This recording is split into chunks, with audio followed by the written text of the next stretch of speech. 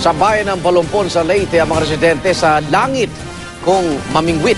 Pero ang kanilang pamingwit, mga saranggola po at hindi rin isda mga hinuhuli kundi mga paniki. Nakatutok si Sandra Aguinaldo. Kasay ng paglubog ng araw, lumalabas ang napakaraming paniki sa Palumpon, Leyte para maghanap ng pagkain. Pero para sa ilang residente ng isang fishing community doon, lamang tiyan din ang mga paniki. Paglubog nga ng araw, naglalabasan ng mga itim na saranggolang kinabitan ng mga pangkawit o hook. Ang biruan nga ng ilang residente, para ka lang namimingwit sa langit. Kung walang ulam, yun, ang pantawid namin ulam. Kung walang pambili kaming ulam, yun, namimingwit ng paniki sa ibabaw. Kapag sumabit na ang pakpak ng paniki sa saranggola, babagsak ang saranggola, dala ang paniki.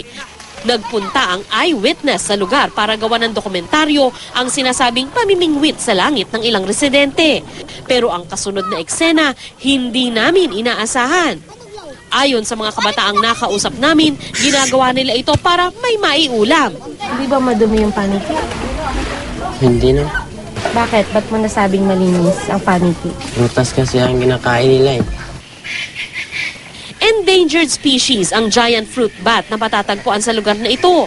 Kaya maraming residente ng Palumpon ang tutol sa panguhuli ng paniki, lalo pat isang tourist destination, ang Tabok Bird and Fish Sanctuary na tinitirhan ng mga paniki.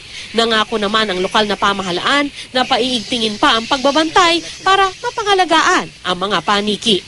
Sandra Aguinaldo, Nakatutok, 24 Oras.